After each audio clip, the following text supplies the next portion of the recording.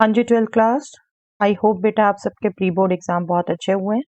चलिए आज से डिस्कस करते हैं हम प्री बोर्ड एग्जाम का सॉल्यूशन।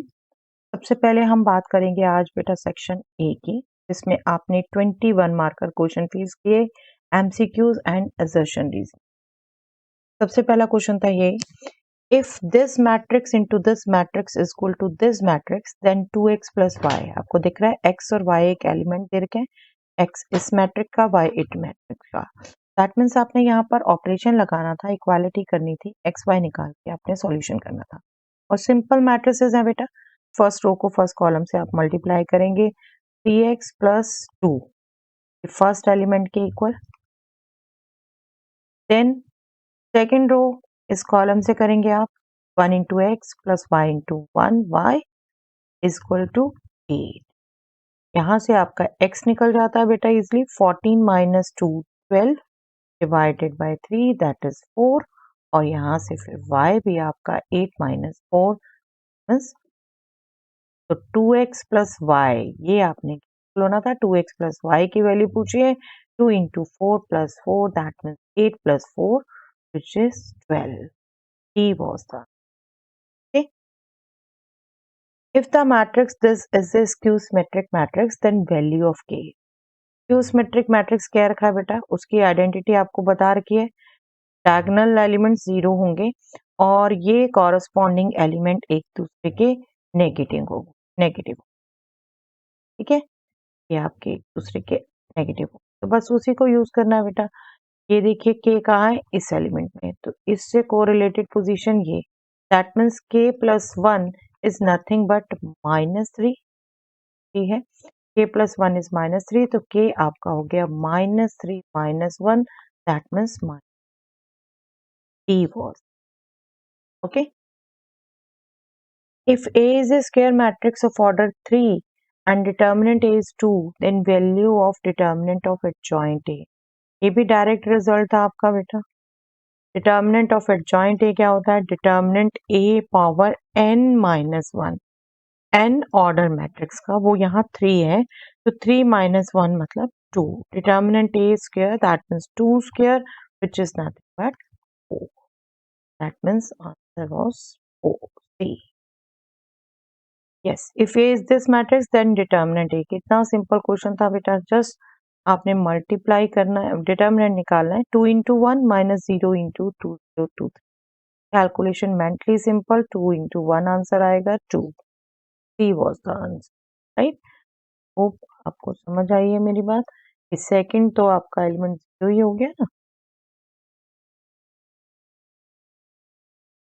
चलिए, if the matrix is this and A square is के ए, देन वैल्यू ऑफ के पावर के। सिंपली ए स्क्वायर आपका क्विकली निकलता है बेटा, इस मैट्रिक्स को आपने इसी से मल्टीप्लाई करना है, और आपको क्या रखा है, ये k इंटू ए है, दैट मीन्स इस इक्वल है this into this, 1 plus 1 2, this into this, वही आना है बेटे सबके एलिमेंट 2, जिसको आप बिल्कुल लिख सकते हैं 2 इंटू दिस, राइट। तो इनको कंपेयर करें तो k इज नथिंग बट 2। अब आपको ये थोड़ा सा टिल्ट करके पूछा है, k पावर k पूछा है, कोई बात नहीं, आंसर दे सकते हैं आप इसलिए, 2 power 2 which is nothing but 4, t will be the answer. Okay, paper बहुत सिंपल था बेटा, अगर आपको कंसेप्ट अच्छे से आते हैं। 10 स्क्वायर एक्स का इंटीग्रल डायरेक्ट नहीं पता होता, बट आपको रिजल्ट पता है बेटा, 10 square x is nothing but sex square x minus sex square x का आपको इंटीग्रल डायरेक्ट पता होता है, दैट इज 10x, 1 का integral x plus constant of integration, नहीं भूल जाना, यहाँ आंसर। चलिए, the point which lies in the half plane, yes half plane, ये आपको याद दिला दूं बेटा, कोई भी linear equation into variable plane को 2 पार्ट्स में डिवाइड करती है। सपोज ये लाइन है, तो आपका ये एक पार्ट, ये दूसरा पार्ट, तो ये इनको हाफ प्लेन ही बोलते थे हम, राइट। ये हाफ प्लेन है, एक ये हाफ प्लेन, तो आपका ये पॉइंट कौन से हाफ प्लेन पे लाई कर रहा है। अब इसको आप जरा सा मॉडिफाई करो, तो x plus Y should be less than equal to 6, 6 को हम इधर ट्रांसपोज करेंगे तो ये बन गई इक्वेशन। दैट मीन्स दोनों कोऑर्डिनेट का sum less than equal to 6 होना चाहिए। अब थोड़ा सा बार बार पुट करके नहीं देखेंगे, देखिए 5 + 2 7 बड़ा हो गया 6 से, 2 + 5 बड़ा हो गया 7 से, 8 + 1 बड़ा हो गया 7 से, 1 + 3 ये छोटा है। That means D is the answer. D point है जो इस हाफ प्लेन पर लाई करता है। ठीक है। The corner points of the feasible region in the graphical representation of a linear programming problem are this. If z is this, then objective function, then maximum value of z. Simple, आपने फटाफट value निकालनी थी बेटा। z आपको दे रखा है 18x + 9y।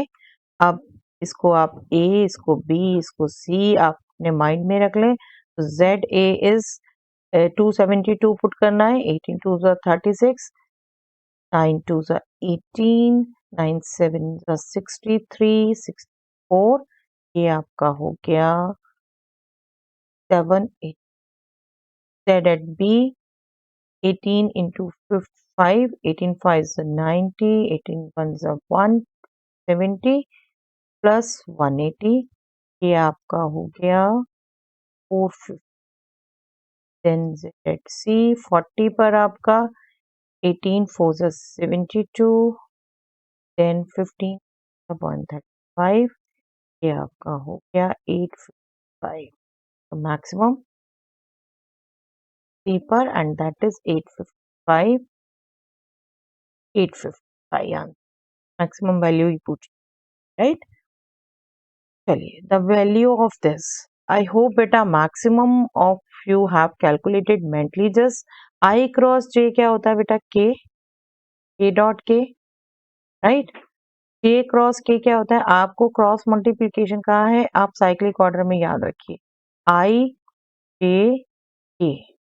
अगर आप इसी साइक्लिक ऑर्डर में मल्टीप्लाई कर रहे हैं तो I cross J K cross I J cross K I, और अगर अपोजिट कर रहे हैं तो नेगेटिव। तो अभी देखिए बाय चांस सभी साइक्लिक ऑर्डर में थे, I cross J cross K I, K cross I J, K dot K क्या होता है बेटा? 1, I dot I 1, J dot J 1। तो ये हमारा आंसर हो गया 3। Okay, simple question. The general solution of the differential equation this. Simple, देखिए सेपरेबल इक्वेशन थी बेटा, separable equation, easy to do. dy upon y is equal to minus dx upon x।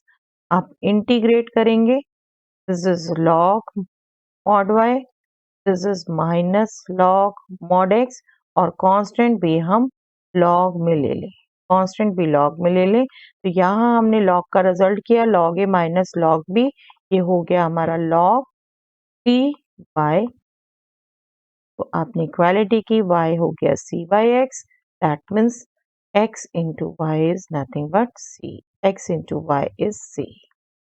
This is the answer. Yes, the function fx is equal to modulus x, x is equal to 0 is, देखिए ये बल्कि हम example specially ध्यान रखते हैं, इसमें भी कोई कुछ करके देखने की जरूरत नहीं थी। ये एग्जाम्पल्स हम उसी में ध्यान रखते हैं कि फंक्शन कंटिन्यूअस है एंड नॉट डिफरेंशिएबल है। कहाँ नॉट डिफरेंशिएबल है? ये जीरो पर, जीरो पर।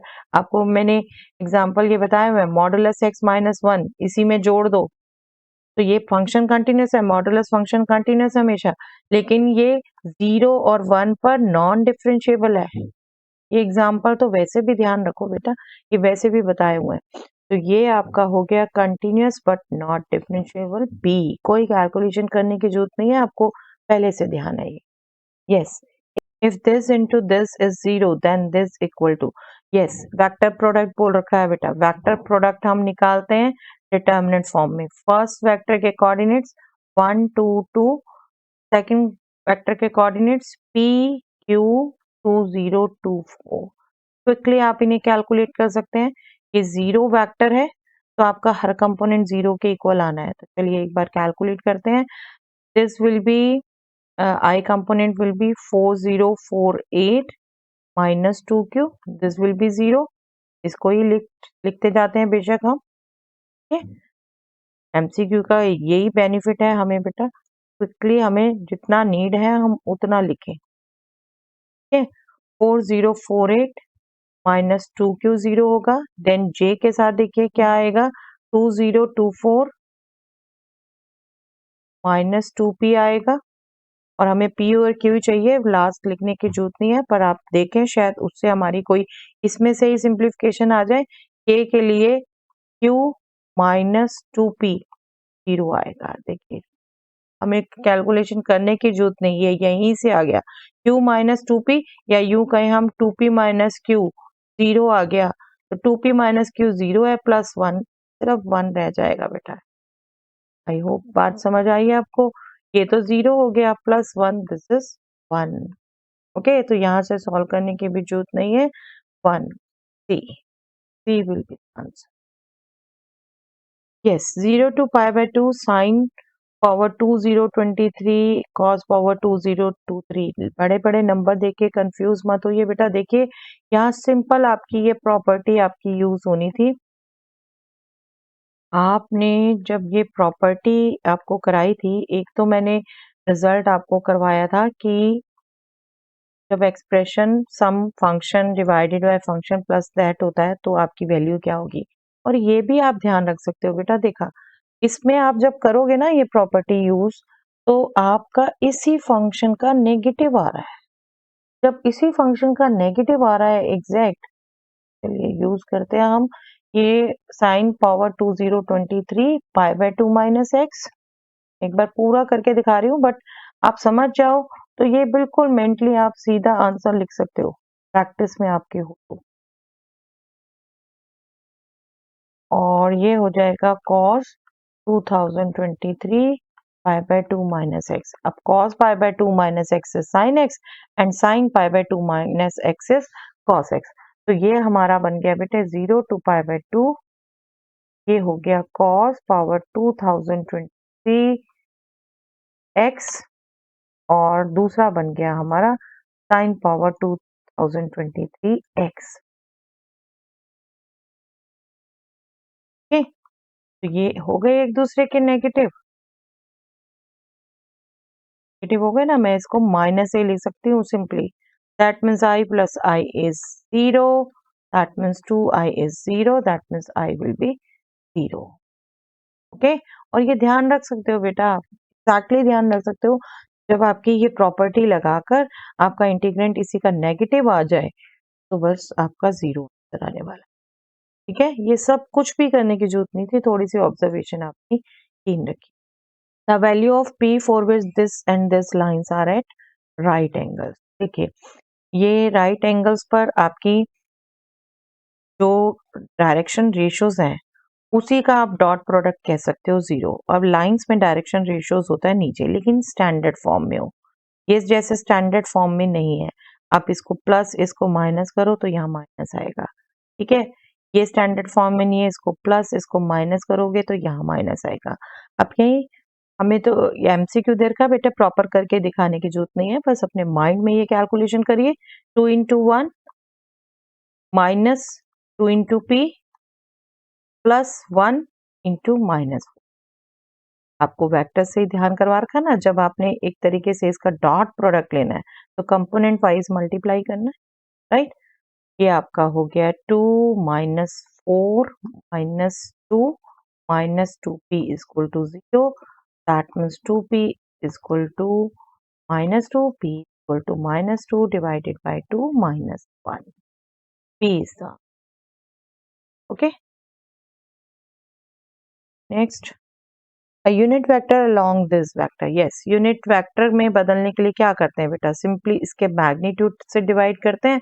मैग्नीट्यूड क्या होगा इसका, ये अगर वेक्टर आर आप नाम दो तो इसका magnitude square root of X component square 4, y component square -2 square is 4 and z component square 1। This is nothing but square root of 9, that means 3। तो आपने इसी वेक्टर को 3 से डिवाइड करना है। देखिए कहाँ दे रखा है, 3 में। सिंपल, ज्यादा से ज्यादा होता है ये 2/3 सेपरेट करके दे दिया जाता बेटे, लेकिन तरीका तो वही है, वेक्टर को यूनिट वेक्टर में कन्वर्ट करना है तो मैग्नीट्यूड से डिवाइड करें। Distance of this point from the z axis, ये आपको डायरेक्ट बता रखे हैं बेटा रिजल्ट। z एक्सिस से डिस्टेंस निकालना है हमने इसका, तो that will be square root of x component square plus y component square. तो यहाँ हो जाता है square root of -3 square plus y -4 square, that is square root of 9 plus 16, that means 5 unit.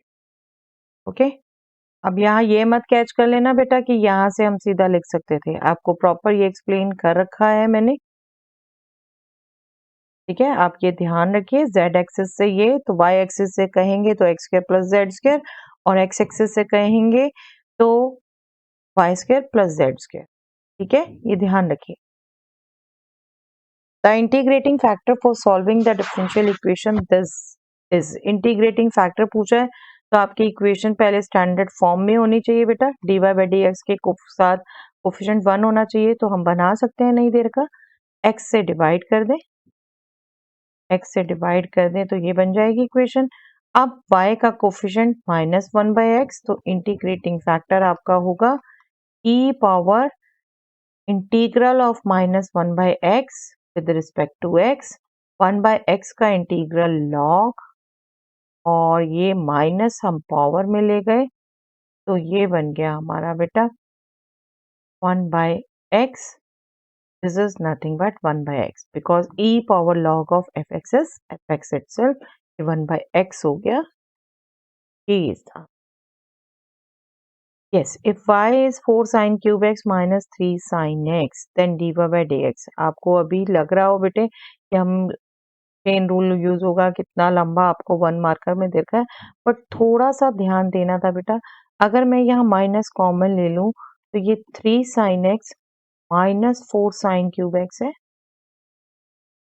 Trigonometry, this is nothing but sin 3x, trigonometry use हो रही है right, sin 3x, और इसका अब आप इजिली निकाल सकते हैं, sin 3x का डेरिवेटिव cos 3x, लेकिन x की जगह 3x है तो चेन रूल यूज होगा, 3 से मल्टीप्लाई होगा, 3 cos 3x minus 3 cos 3x, a is the answer। okay, yes, assertion reason बेटा, assertion रीजन फिर से एक बार बताऊं तो आपको दो स्टेटमेंट दी होंगी, एक assertion a, एक रीजन r, दोनों आप गौर से पढ़िए, देखिए कौन सी सही है कौन सी गलत है। अगर दोनों सही है और रीजन ही असर्शन के होने का कारण है, करेक्ट एक्सप्लेनेशन है, तो ए चूज करिए। अगर दोनों सही है लेकिन रीजन करेक्ट एक्सप्लेनेशन नहीं है तो बी चूज करिए, और अगर असर्शन सही है रीजन फॉल्स है तो सी चूज करिए, असर्शन फॉल्स रीजन ट्रू है तो डी चूज। ठीक है, आपके यही पैटर्न आता है, ये याद रख सकते हो आप हमेशा। Assertion, the principal value of cos inverse 1/2 is 2 pi by 3। Principal value निकालते हैं हम बेटा इजिली, हमें पता है माइनस है तो cos इनवर्स में क्या करते हैं, पाई माइनस cos इनवर्स 1/2, और इनफैक्ट आपको ये सीधा याद दिला रखा है मैंने, 1/2 वैल्यू कब होगी, π/3 पर, pi minus π/3 that will be π/3, बिल्कुल ठीक, ये करेक्ट है। Domain of cos inverse x is R, no ये फॉल्स है बेटा, डोमेन -1 to 1 क्लोज इंटरवल होता है, और ये इसका करेक्ट एक्सप्लेनेशन भी नहीं है, हमें रेंज को प्रिंसिपल वैल्यू ब्रांच कहते हैं, ठीक है, डोमेन को नहीं, ये वर्डिंग्स भी ध्यान रखेंगे आप। तो असर्शन ट्रू है, रीजन फॉल्स है, that means C is the answer, C. Yes, given two independent events A and B such that probability of A is half and probability B is 1/3, then probability A and not B is 1/3. Yes, probability A and not B कहा है बेटा। अब हम यहाँ use करेंगे इस बात को, ये इंडिपेंडेंट इवेंट, इंडिपेंडेंट इवेंट्स के लिए क्या होता है, probability A and not B, probability A into probability not be है, नॉट बी होता है। अब प्रोबेबिलिटी ए हो गया यहाँ हाफ, प्रोबेबिलिटी नॉट बी क्या हो गया, 1 minus probability B which is 1/3, ठीक है, 1 माइनस 1/3 इज 2/3, तो ये हमारा हो गया बाय, बिल्कुल ठीक, ठीक है ये statement. For two independent events A and B, probability A and B, probability B, बिल्कुल यही। यही एक्सप्लेनेशन यूज करके है। रादर यहाँ पर थोड़ा मैं कहूँगी ये भी साथ में रिजल्ट इंक्लूड होना चाहिए। ए एंड बी इंडिपेंडेंट है तो ए एंड नॉट बी भी इंडिपेंडेंट है, but no doubt main reason ये है। करेक्ट एक्सप्लेनेशन कह सकते हैं बेटा हम इसे, दिस इज नथिंग बट। चलिए यहाँ एमसीक्यू डिस्कस हो जाते हैं बेटा। होप आपको समझ आए हैं। आपको प्री बोर्ड से यही जहां जहां कमी रह गई बेटा लर्निंग करनी है। ये डिस्कशन मेन ये सोच के होता है, तो बिल्कुल अच्छे से कैच करिए जो जो वीक रह गए टॉपिक को अपने स्ट्रॉन्ग करिए। चलिए that's all for the day.